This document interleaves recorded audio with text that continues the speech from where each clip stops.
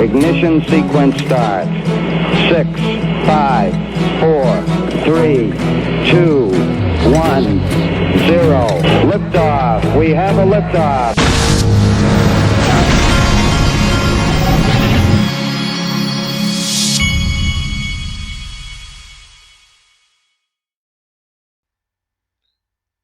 Hey everybody, this is the Digital Asset Investor, and I do have cinnamon in my coffee this morning. The first thing I wanted to start out with this morning is I am deeply offended when I see a Janet Yellen come on to CNBC to give us her advice on what to do in the current financial crisis. These central bankers are the ones that have put us into the corner that we are now in, and they've done it for over 10 years, really probably decades. And how insulting is it to now have this person, same way that during the 2008 financial crisis, after the financial crisis, the very people that helped to create it, the Barney Franks of the world, all these politicians who created a situation where loans were the banks, and a lot of people don't know this, the banks were made to loan money to a lot of those people who could not afford those loans. The banks were pressured into making a lot of those loans. And the very same people that helped to create the problem, like the Barney Franks of the world, those were the guys who created the Dodd-Frank legislation to supposedly fix it. And now here we sit in a terrible financial crisis that now, look, nobody's blaming anybody for the current events. You can't, okay? But the financial situation that not just the United States, but the world is in, the massive debts, the devaluation of all of these fiat currencies has all been at the hands of people like Janet Yellen. And for her to come on CNBC in this and for CNBC to go straight to the exact people who should be blamed instead of asking them for advice on, oh, what do we do now? These people they're never held accountable at all. They're actually, not only are they not held accountable, they're promoted and then they're asked for advice and then they're involved in helping to fix the problems that they create. It is Looney Tune world. We're talking upside down. I think in Stranger Things on Netflix, they call it the upside down. We're living through the upside down. In my opinion, there are only two places that any of us can go in this. And I'm glad to tell you one of them is going to be digital assets. You can see today that things are doing quite well. And the other is going to be precious metals, folks. And I don't care. It's irrelevant to me what the prices are doing today. That doesn't mean anything. What means something is whether these guys are somehow taking us through an engineered, some kind of planned collapse of this system that they were going to initiate when the next crisis came. Who knows what's going on? But what I do know is that a lot of things don't make sense right now.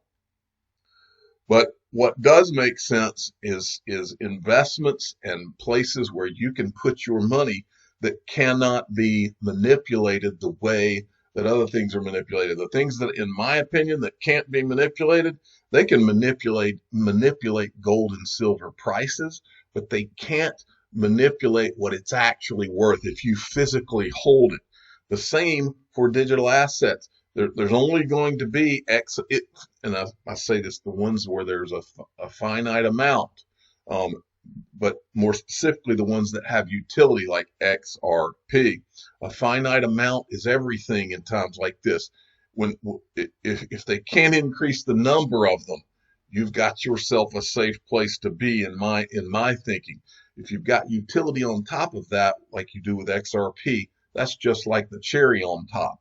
Now, this is what the market's doing right now. XRP's up 4.4%, so we're seeing some green. That's a good thing. Let's get rid of Janet Yellen's face because it disgusts me. Okay, now I've shown you over the course of the last 2 years, I've shown several different clips where people who have stuck to their guns on this whole Bitcoin thing have been made to look like a horse's ASS on so many occasions. And we have seen that look so many times where these Bitcoin maximalists literally put their head down almost as if they're in shame because the truth is being told to them by someone who knows. Okay, now I want to show you two of the greatest hits, and the reason this comes up is because there's yet another one that I saw today, and I'm going to show to you. But this is probably one of my favorites. This was from Peter Pumpkin Eater, and I'm showing these. Many of you are new to this, and so I want to show you this. And the point that's being made here is proof of work, which is Bitcoin. Bitcoin, hey, I love Bitcoin because Bitcoin is what got us through the door, okay? Bitcoin was the technology. It was the flagship that got everybody to start paying attention to digital assets. And for that, I'm thankful. But it's not the digital asset that is going to take us into the future. XRP is. And everybody who's paying attention knows it. And any of you that are new, you need to know it. And that's why I'm going to play you a couple of these clips. All right, this right here is Tonebase, who's a Bitcoin maxi to the hilt, okay?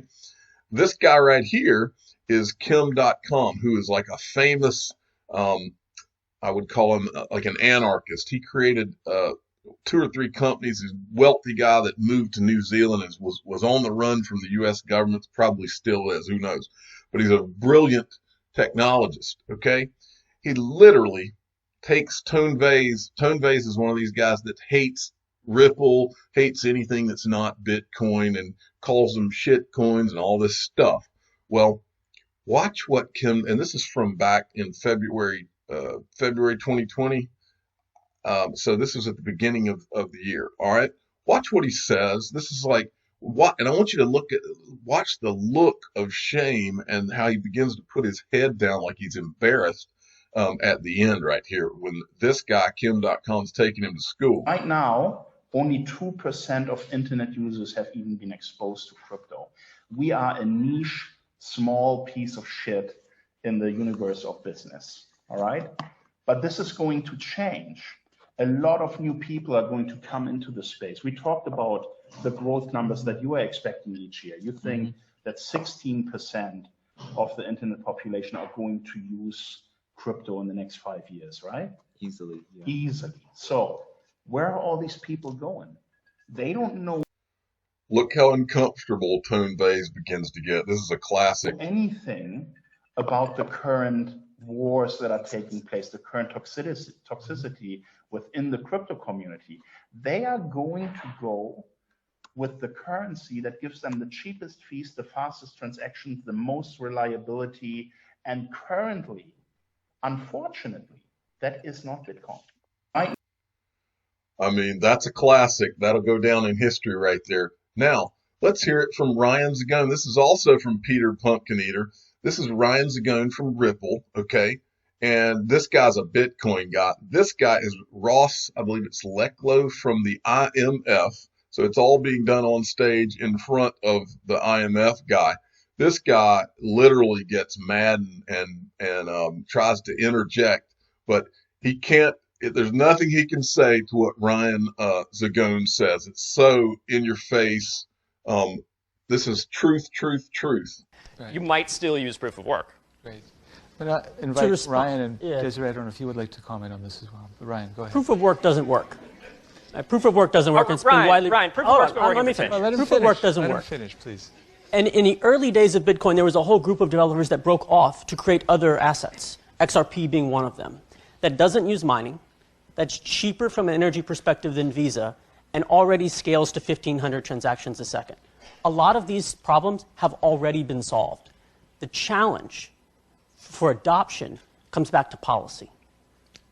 The policy uncertainty around some of the assets has limited adoption, particularly here in the US. And I'm speaking from Ripple and XRP because we use that asset because it's a half a cent per payment. It's basically free. It scales and it's efficient. It's 1,500 transactions a second at nearly no energy burn. So we're at a point today where there are real solutions to all of these challenges that already exist. Policy has become the challenge. And we heard on the first panel that around centralization on China, and this is going to be a hard pill for Peter to swallow. But 80% of the mining power for Bitcoin is controlled by 6 mining pools, 5 of which are in China. Today, the policy certainty in the US exists for Bitcoin and Ethereum, despite the fact those are China-controlled platforms. So activity goes to those platforms.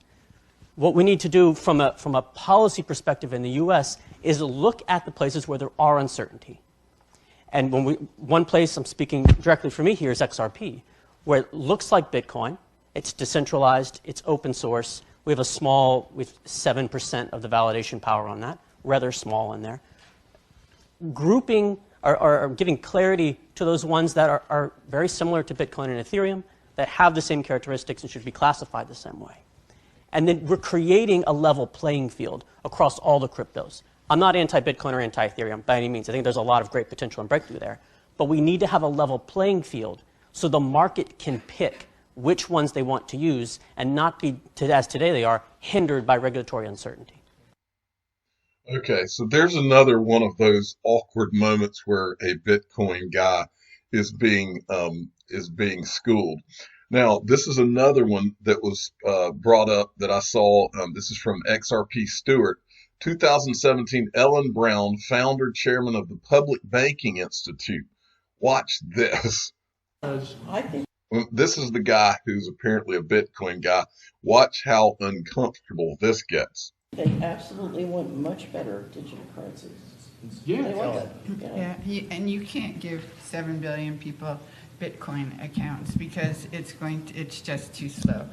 But they can use crypto. Well, not a distributed ledger that's global. That will not work. And it's because of the whole nature of the concept of Bitcoin, which is like gold, which is a thing that you have to mine and you have to track it from point to point to point.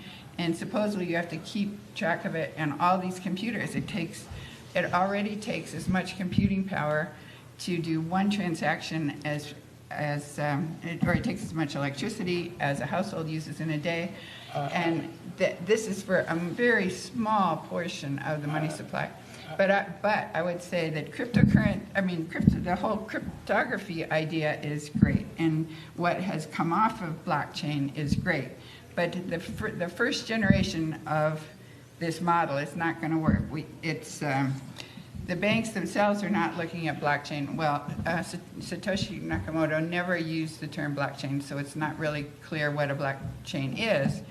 But they looked at blockchain at first, meaning a distributed ledger that was global, and they decided that it was too slow. And so now what they're using is something they're using Ripple, which is a series of blockchains or a series of.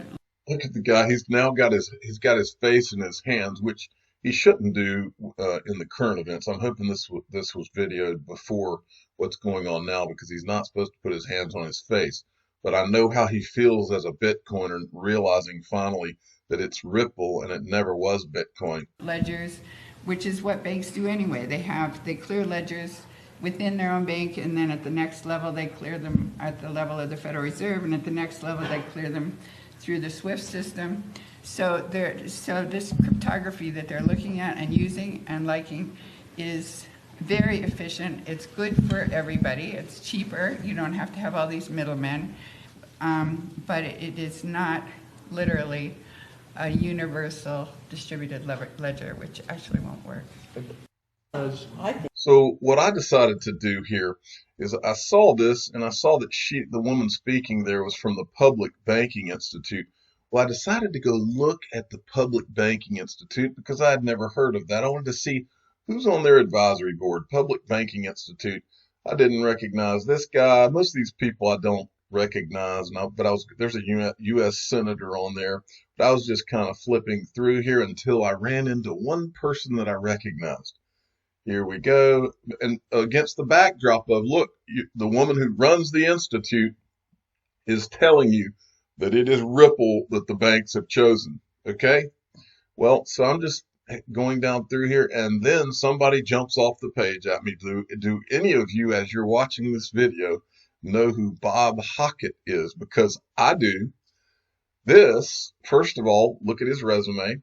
He's done consulting work for the Federal Reserve Bank of New York, which is where Glenn Hutchins is, who is also an advisor on the board at the Digital Currency Group. This guy was also an advisor at the International Monetary Fund, but I recognized his name for a different reason. Do you know the reason? It was in my video yesterday. This is the same guy who put up put out the paper, the Treasury Dollar Act. He says this is his tweet. Seems to be getting a bit of play. So here's the link again. This is the same guy. So the same guy that wrote the Treasury Dollar Act of 2020 is on the advisory board at this banking institute. What is it called again? The Public Banking Institute, which knows that Ripple is the one. Okay, so he wrote this paper, the Treasury Dollar Act, and this is the opening of it. The bill would convert the Department of Treasury's existing Treasury Direct system of universally available transaction accounts in Treasury securities into a publicly administered digital savings and payments platform. So, same guy. What are the chances of that, folks? Okay, now let's move along. This is another great tweet I saw from XRP Stewart. This is something, there's one bank that I have never found any direct tie to being invested in Ripple until XRP Stewart tweeted this out. Okay, this is the Department of Strategic Investment team at Citigroup. Citigroup is the only bank that I've ever seen that I never was able to find a tie to Ripple that I remember. But this is apparently a document where they outline it plain as day. And I don't know what the document is, but here it is. Citigroup Venture Capital. And this line here, the Department of Strategic Investment team at Citigroup Venture Capital comprises first-class startups or venture capital companies such as Ripple Labs and Foundation Capital. So there you have it. Citigroup is an investor in Ripple as well. Okay, then we've got this from XRP Bart. Let me go back and delete a couple of these things, get them out of the way so that we can move along. XRP Bart sent me this from Maddie Greenspan, the Fed balance sheet at 5.8 trillion. Now I want you to look closely, folks, because we showed you the other day what the unemployment situation is and how 2008 was just a tiny blip on the radar screen. Well, now we're looking at the Fed's balance sheet, 5.8 trillion as of last Wednesday. This is what it looks like compared to this at the height in the 2008 financial crisis. Folks, this is the 2008 financial crisis on steroids, double injected, triple injected. This is a complete nightmare that we are not in the beginning. I'm just telling you. All right, Cryptopolis, Cryptopolis is actually I haven't mentioned this in a while. He's the official Treasury Secretary of the Digital Asset Investor channel, and that's worthy of mention. That's an important title on this channel. Okay, he says banks' cash flow is seriously on decline. No cash deposits, small stores closed, no CC deposits, retail stores closed, loan repayments declining, 10 million unemployed. Watch the FDIC bank closure list for warning signs. Now, this is an interesting link he's got here. This is from the FDIC's website, and they've already, so far, there's been one bank failure on April the 3rd in this crisis. You can keep checking back here, and this is going, I'm afraid, is going to become quite a lengthy list in all of this. I think we're at just the beginning. Okay, MBK Crypto sent me this. Ex-Goldman Sachs executive shifts portfolio to Bitcoin, warns worst insolvency event in history is coming. This is what I believe too. Now, unfortunately for him, he's decided to put his money in Bitcoin. I could advise him differently on that. But it says, but in the long run, he expects, he said, I just wanted to read you a couple of his quotes here. I think the balance of probabilities are that this is much longer event in terms of economic impacts. And I think it's going to be the largest insolvency event in all history. He believes that the incoming crisis will be so bad that it will permanently change the psyche of the next generation. This is important, folks, because what is the new option that this generation that is being burned right now, what is the new asset class that they are going to be able to look to as a place that they can turn when they don't trust anything else? That is a hugely important thing. It says this generational change, what it does to the younger generation, will look upon everything differently forever. They will look upon with some suspicion the pension system, which is going to fail in this. They're going to look across securities markets in ways that they will think this is just not for me. They will have different opinions on risks, savings than previous generations. Then he goes, millennials have already been scarred by 2000 and 2008. They just don't trust the financial system. They will reject what went before them. They will embrace things that are new and different.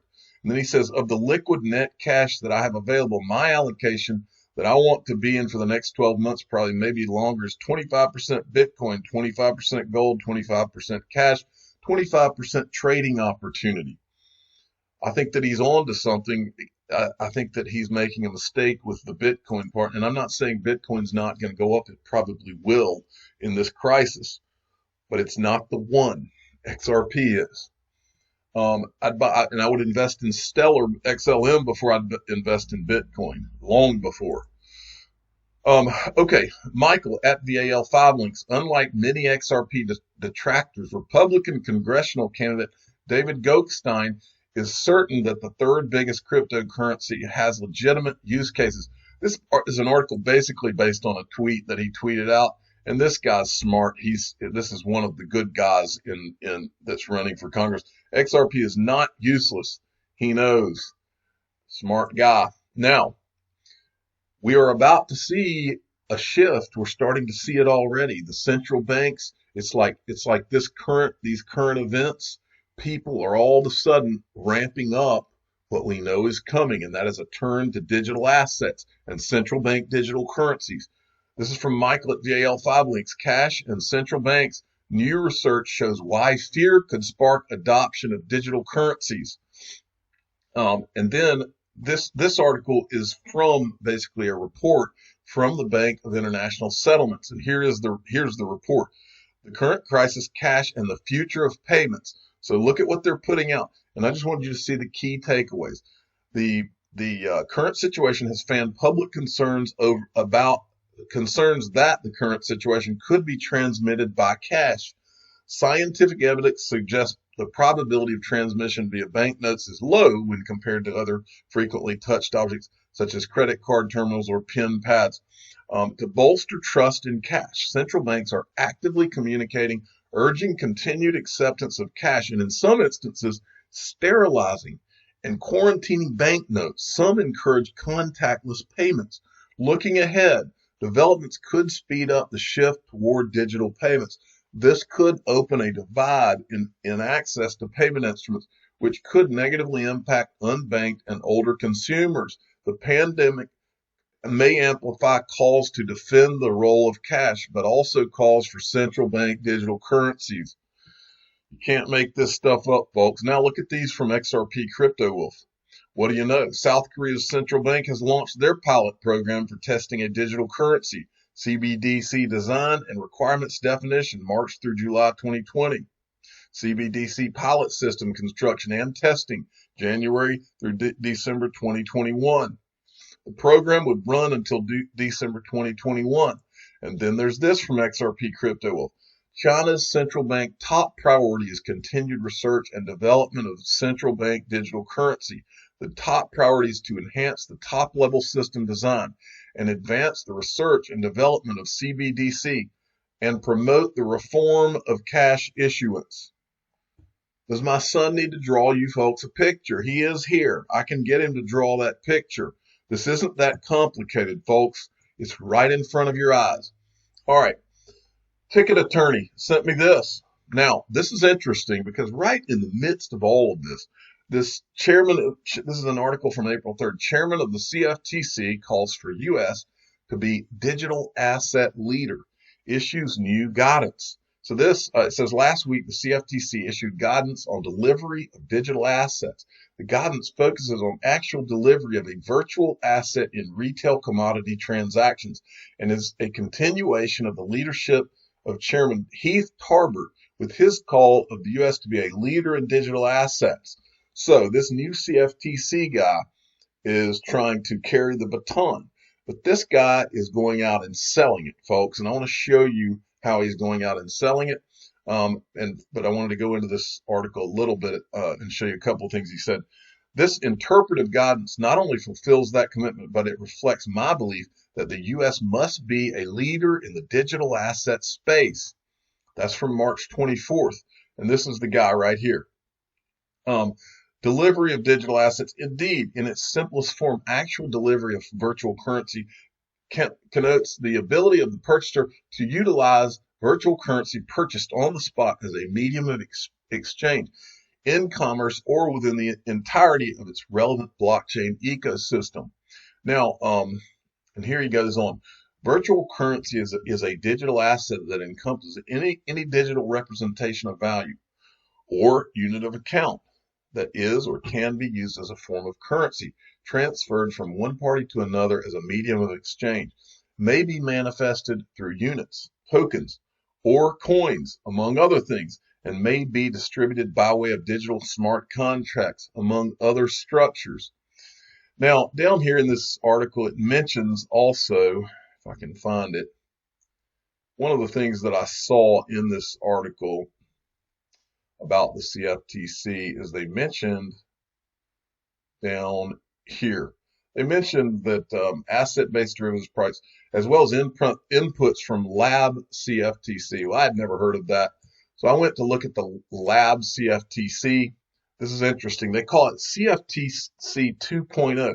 Is a core component of Lab CFTC. Significant advances in fintech are occurring in a number of areas, including distributed ledger, machine learning, artificial intelligence, and advanced analytics. Given the great promise of fintech, the CFTC is eager to learn how applications of new technology may be deployed to carry out our mission. CFTC 2.0 is intended to provide the agency opportunities to engage with new technologies, to discover ideas and technologies that have the potential to improve the effectiveness and efficiency of the agency in carrying out its day-to-day activities. So, CFTC 2.0 is what they're going to call it. And you can tell it's very clear, and I'm going to show you this guy has picked up the baton, and he is going out and he's selling this digital asset space to the wealthy and the powerful and the connected. And I am now going to show you. First, let's watch this video. This is from Bank XRP, where he talks about regulation October 10th, 2019. Is it a security, first and foremost?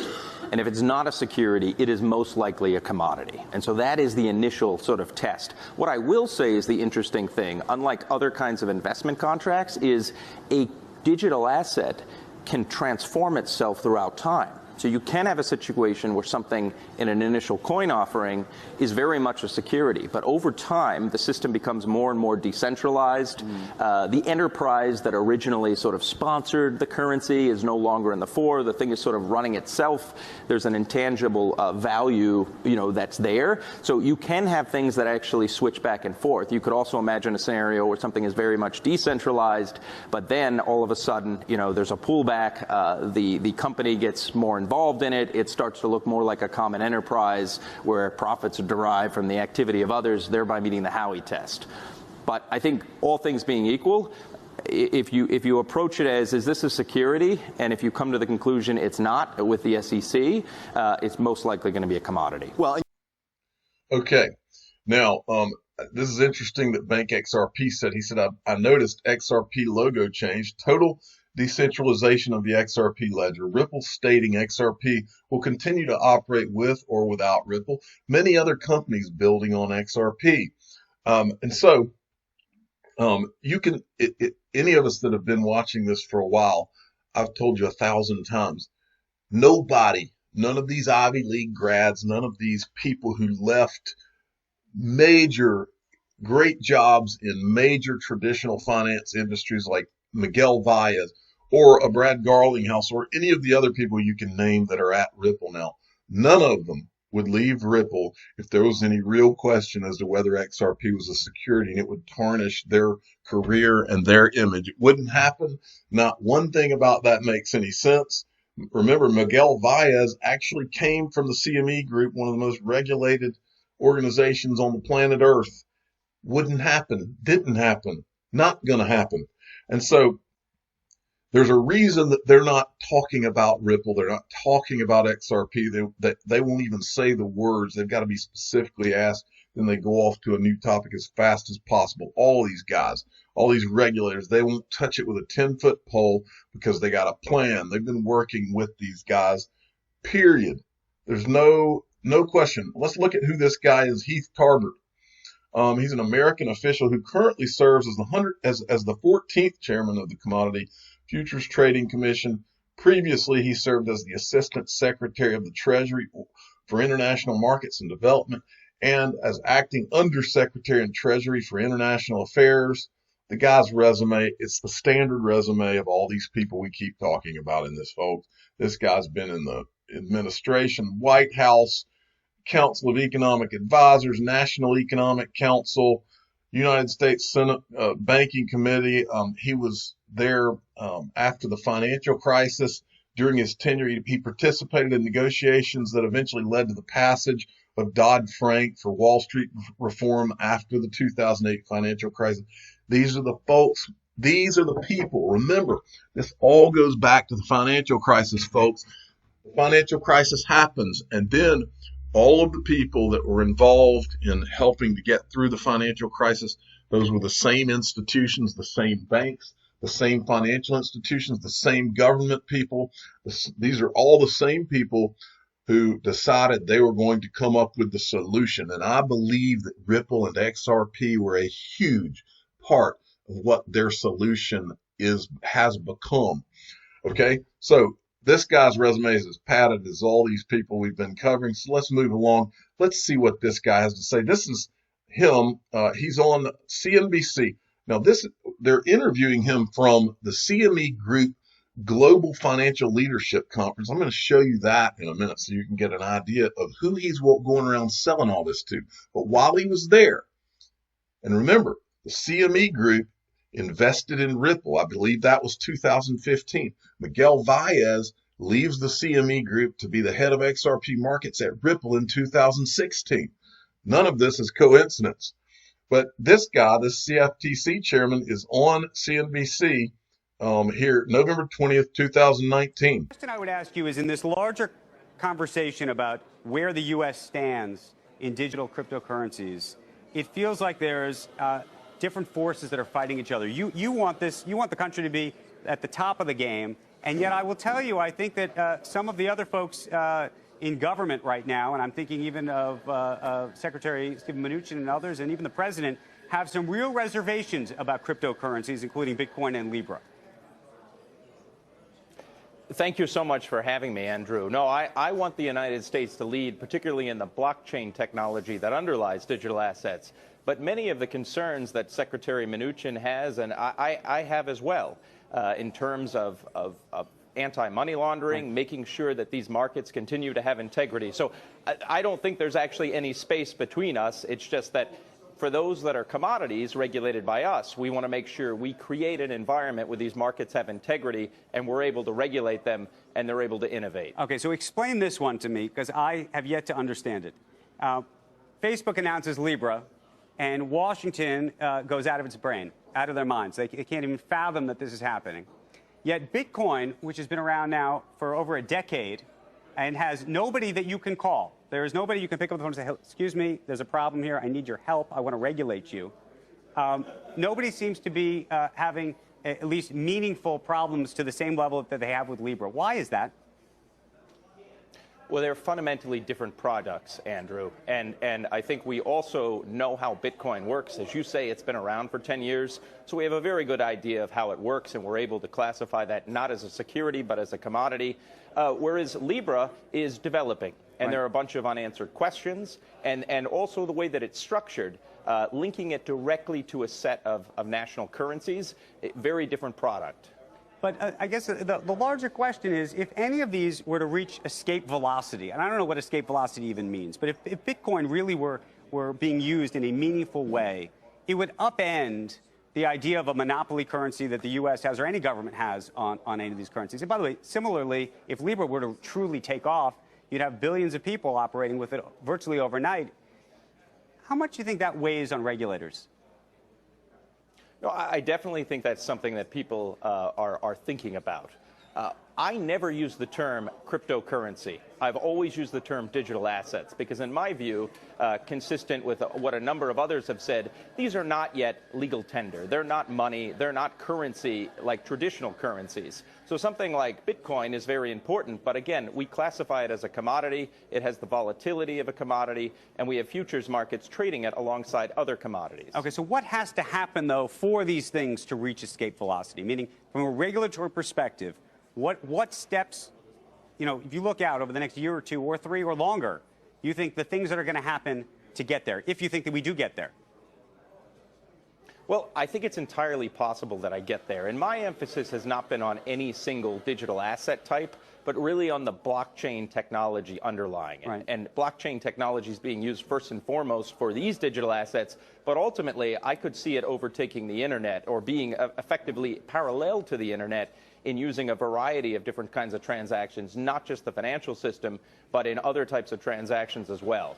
In terms of the velocity and getting it to the point, I think really a key development, which we haven't seen yet, but we're starting to see in other countries, is if countries start accepting these digital assets alongside other currencies. So, for example, they say that you can use them to pay your taxes. So that's a very different, I think we're far from that at this stage. At this point, we're trying to get our arms around it. We're trying to understand the technology. We're trying to understand the financial stability concerns. We're also trying to understand how they can address anti-money laundering and counter-terrorist financing. If you were to rank order where the United States plays or ranks in this game, to the extent it's a game, where's the United States right now relative to China, it's hard. South Korea, you name the other countries that are involved in this?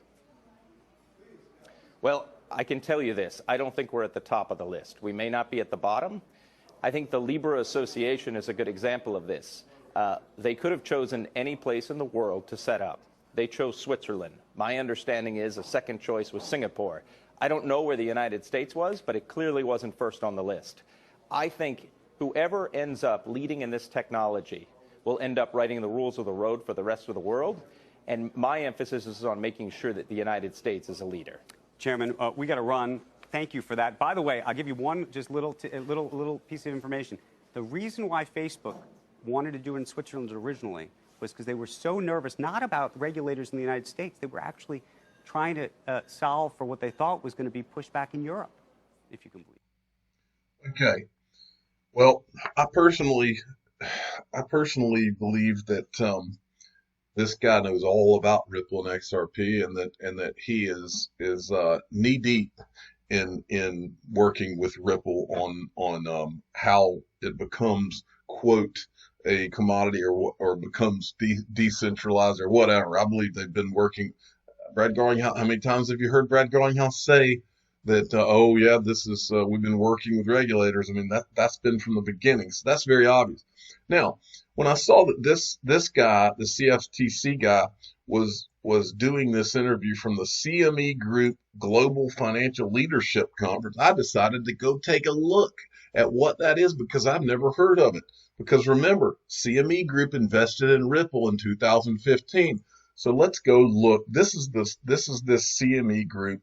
Let me see if we can go to the front of this here. All right. If you go down, you can say presented by the CME Group. Sponsors, these guys, TD Ameritrade. Gold sponsors, Bank of America, Citadel, E-Trade.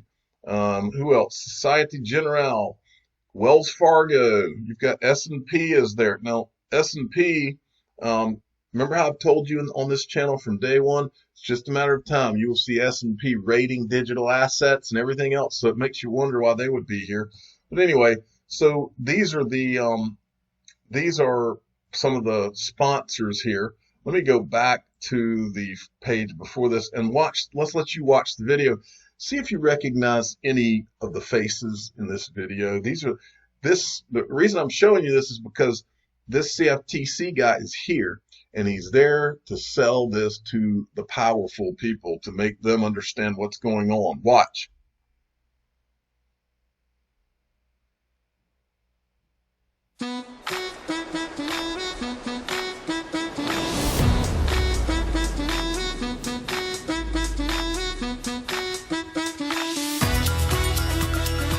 GFLC is a fantastic conference and brings together political and financial leaders from all over the world.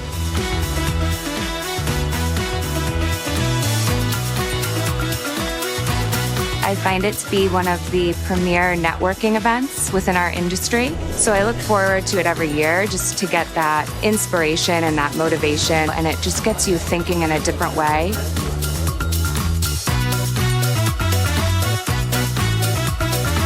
GFLC always represents the best and the brightest minds for our industry coming together to hear thoughtful people about strategic items that are facing our industry and beyond. It's an incredible event.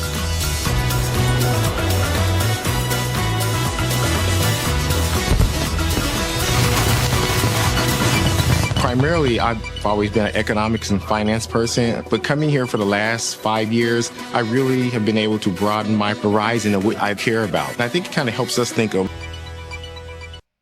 Looks like fun. So anyway, I was just cruising through here, wanted to see if I could find a video clip of the guy we're talking about, CFT. Notice you have Lloyd Blankfein. Actually, let me go back and show you some of the people that are just the speakers here. You got Lloyd Blankfein, Oprah Winfrey, all sort. This is Andrew Card. He used to be, was he in the Bush administration? Katie Couric's there. This is the last year event, but anyway, as we go through here, you might see there's Dr. Drew, and this is Heath Tarbert, the CFTC guy that we're talking about here. But if we go, let's go and look back at this page, and we scroll down and find Heath Tarbert is right here.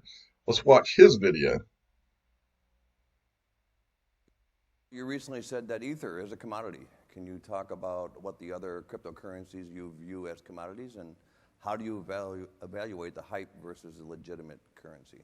I can talk about the other crypto digital asset that's a commodity. It's called Bitcoin, and I believe you have it trading, a futures contract trading on your exchange. A lot of grief for that one.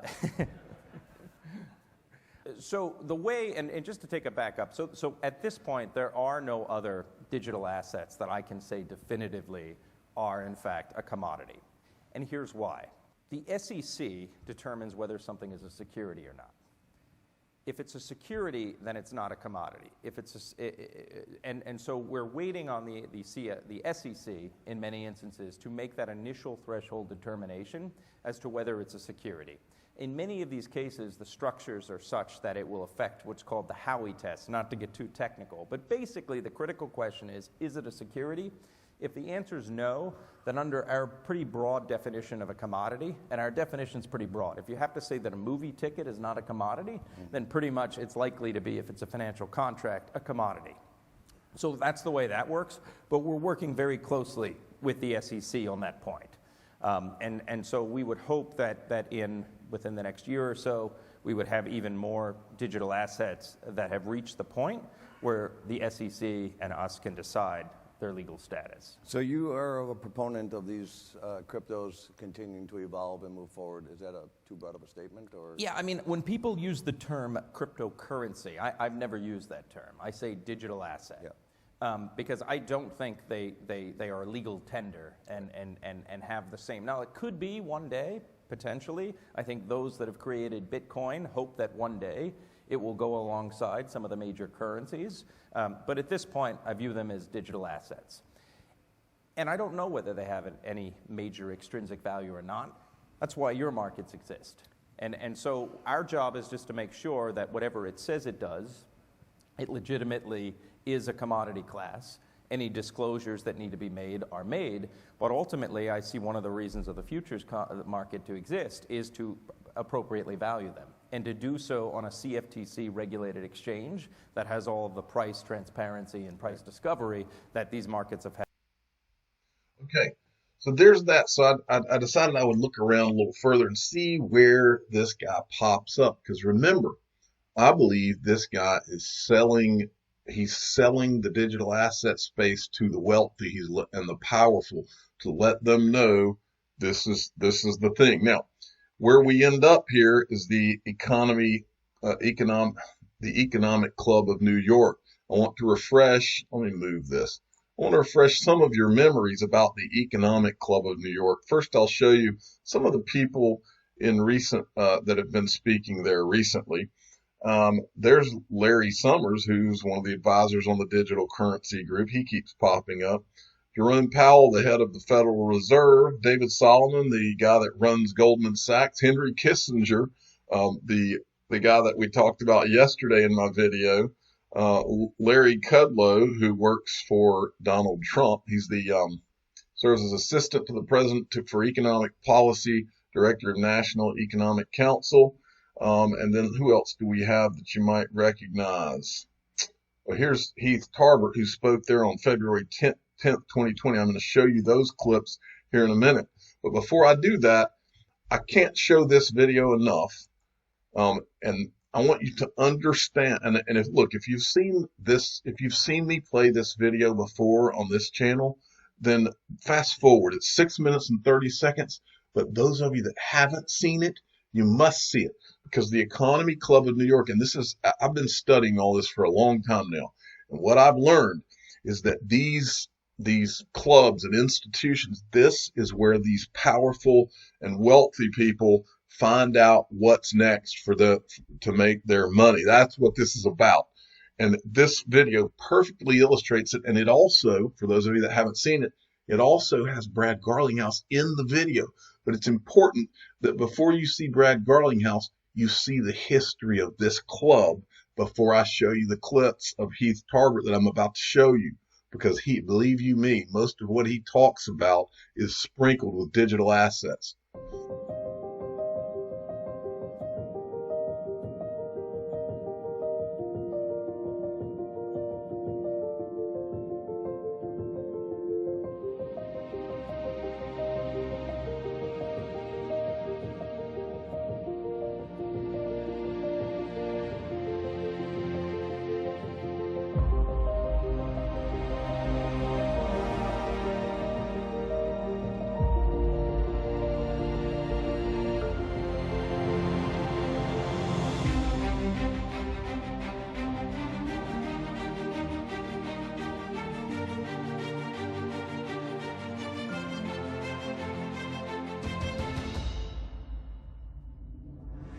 On our strength and growth depends the strength of others, the spread of free world trade and unity, and continued confidence in our leadership and our currency.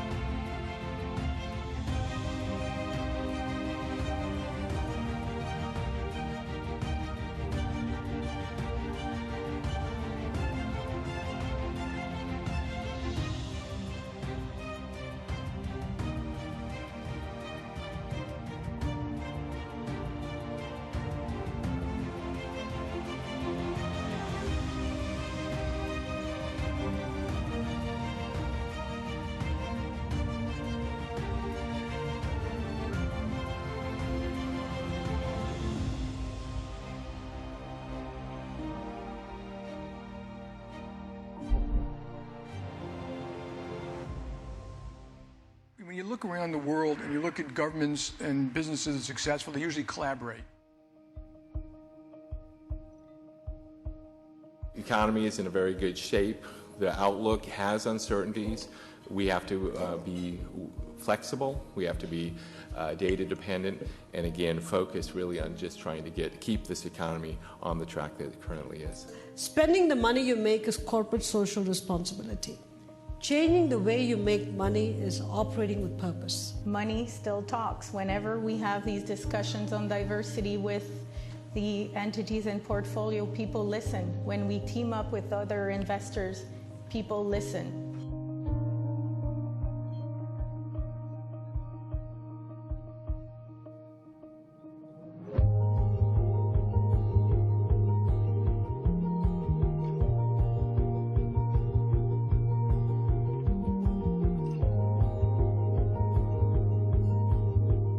This idea that somehow a few people can decide what the rest of society should be allowed to do or not, even if it's currently legal.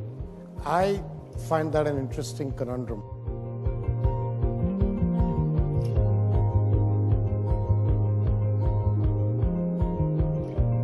I look at Bitcoin as a solution in search of a problem. I don't understand why we need this thing, and the great thing they're out there talking about is a stable cryptocurrency. Well, to me, that's called the dollar. In the end, this is how we tame capitalism, as Bono mentioned. This is how we deal with the fallout, that Warren Buffett mentioned. And this is how capitalists make progress, as Michael Bloomberg mentioned. The genius of the end, the genius of capitalism. That's the best way forward. Thank you. We have real questions in the United States about the role of the world, in the world of the United States. Should we continue to lead? 25 years ago, the public markets dominated the private markets in virtually every measure. Today, by many measures, the private markets outpace our public markets, including in aggregate size. We were usually there 2.5, 3 hours. And what we talked about is how can we construct something that was different than everyone else was doing. It's been a challenging year for us, without a doubt. And as I said earlier, we've learned a lot through this experience. We've been humbled as a company, but it's also given us a perspective on what we need to do going forward. Digital wallet is a hugely important change in consumer behavior. So this year, you're going to have 2 billion people on the planet, 2 billion people with a digital wallet. And I don't think people realize what that means. I mean, it means that it's always on you and it's always on.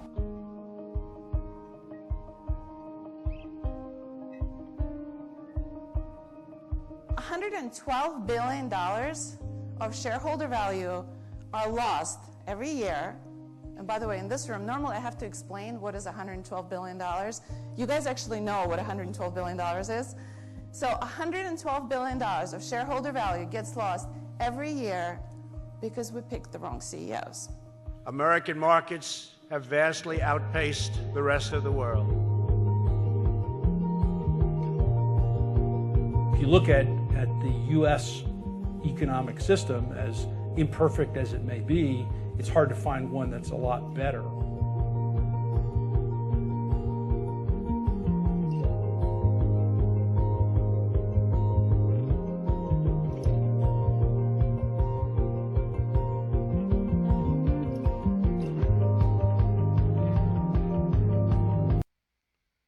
Okay, I think that, to me, that video is very eye-opening because it really shows you what this organization's about, this Economic Club of New York.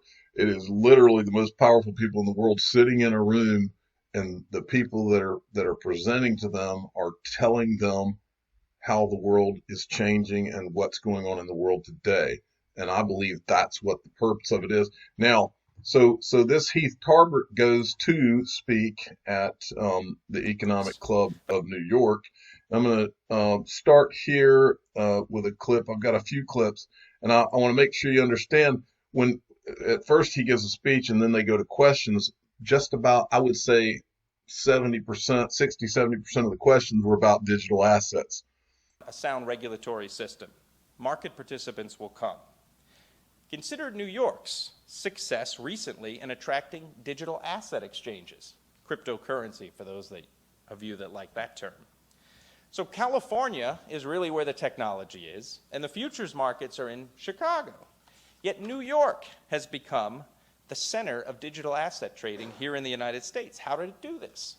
Well, you all did it by leveraging your financial market expertise, your Wall Street savvy, and you also created a hospitable regulatory framework for digital assets, the New York Bitcoin, the BIT license as it's called.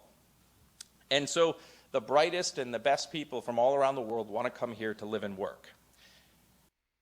So he's basically saying, yeah, you guys are the ones that made it where New York is ground zero for this being regulated. So there you go. All right. Now let's look to 24, 24:30 mark, and this will be an interesting part too. Commodity definition, the SEC regulates that. So the first question that everyone has to ask when a digital asset comes is it a security? And if it's not a security, it likely falls within our jurisdiction. Right now, there are two digital assets that happen to be the largest that have been viewed as not securities by the SEC, and hence there are commodities under our jurisdiction, Bitcoin and Ether. And so we regulate those, but there's still a lot of sort of people want to see clarity on the status of a particular type of digital asset. All right, so of course he will not mention Ripple or XRP. We're used to that by now. And then here at the 30-minute mark, you'll find this interesting. Speculative position limits, cross-border swaps. Could you give us some sense of what the agenda is moving forward over the next 6 months, or maybe just looking out to 2020? It's a big agenda, and we're focused really the way I divide it in half. So a lot of this is sort of unfinished business. We've got 3 or 4 rulemakings that are left over from the Dodd-Frank era where we haven't gotten them done. Position limits, there were attempts to get it done. A court got in the way and struck the first version down, and there have been subsequent attempts, but we really need to get that done and finished so when people use our futures markets, they can be confident no one is doing corners and squeezes. The second issue is capital. Right now, there's no swap dealer capital rule 10 years later, and so we just need to sort of get that done. Cross-border, I mentioned, is another area. But we also just can't revisit the past. I want to focus on the future. So we really got to understand, how do we approach digital assets? How do we look at things like automated trading? Things that weren't in existence 10, 20 years ago, but things that we need to focus on. So I would say that's it. And then the other... Okay, now we're going to go to the 36-45-minute mark. And sorry, these are all broken up, but they were all some decent clips. Do we have time for sure. a couple of a question maybe from the audience? Yes. If our chairman will. Any questions out there? So you mentioned BitLicense and the concern about market fragmentation. Just seeing like Wyoming coming up with the special purpose depository institution, Governor Newsom saying he can open an office of innovation in California. Is there concern around having 50 regulatory regimes around fintech and digital assets? I think if you talk to people in the field, they would say yes. I think there are certain areas like custody, for example, that historically the federal government has never regulated anyway. But I think I think the market could benefit from some national uniformity. Right now, the CFTC has regulatory jurisdiction over anything that's a futures contract. We don't have regulatory jurisdiction over the spot market. But we do have enforcement jurisdiction over the spot market. So it's really interesting because we can't regulate it directly, but if there's fraud, there's manipulation in the spot market, it will adversely affect the futures market. So as a result, we've gotten in there. I think there are a number of people calling for, hey, why don't we have that federal regime of some sort apply to spot transactions as well? It's ultimately a question for Congress, but it seems to me if there's a role for our interstate commerce clause, it's pretty much digital assets are in interstate commerce. So, policymakers will ultimately make that decision, but there's no question that there's a lot of fragmentation. One of the new organizations. Okay, and then there was a final clip I was going to show you at the 40-20 mark, if I can get this thing there. Here we go. Otherwise becomes what they say non-representative. In other words, you can't really use it anymore. Sure.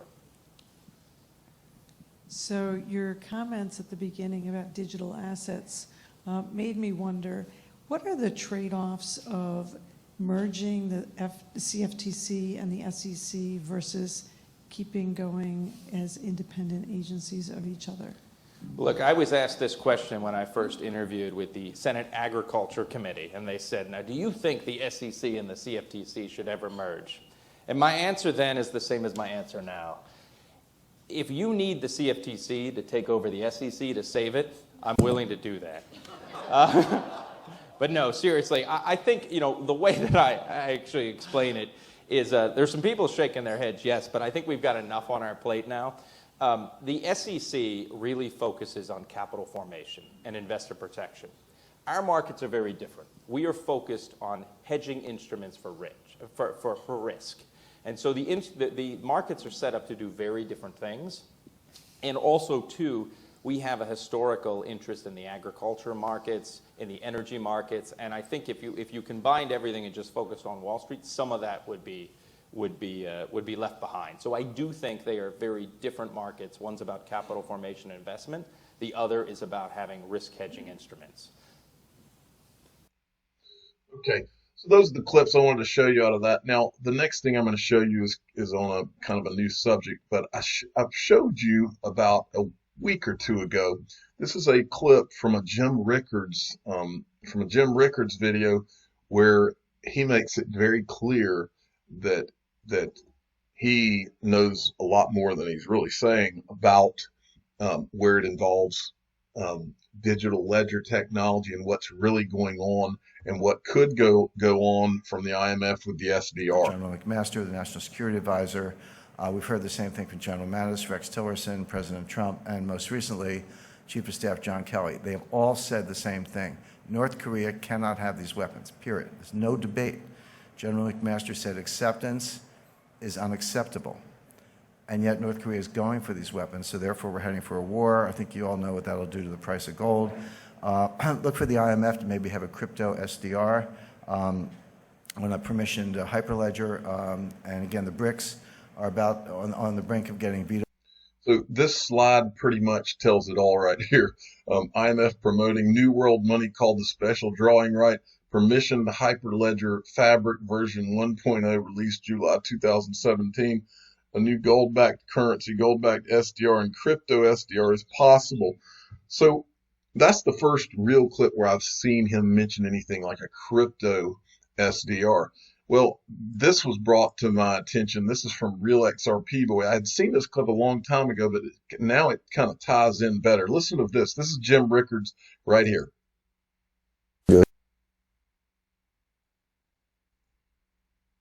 You put the gold on a pallet, fly it in a plane to the other guy, and he puts it in his vault, end of story. And you know, Steve knows better than anyone, when you do things on net instead of gross, it's a much smaller transaction. If you had to pay for everything with gross gold, that's unwieldy. But if you keep score in crypto and then settle up on net, you know, every 6 months or so, that works fine. Now notice, everything I just said, there's no dollar. And that was Doug's point. Are we looking at the dethroning of the dollar? If we've got gold, Putin's crypto, Xi crypto, a distributed ledger, and a large trading network that does not involve dollars, does not involve SWIFT, is that the beginning of the end of the dollar? And it might be. And if I'm hearing it right, let's play this part again. Doug's point. Are we looking at the dethroning of the dollar? If we've got gold, Putin's... We got gold, we got Putin's. Now, I've heard people say Putin is the one that created Bitcoin. Crypto, Xi crypto.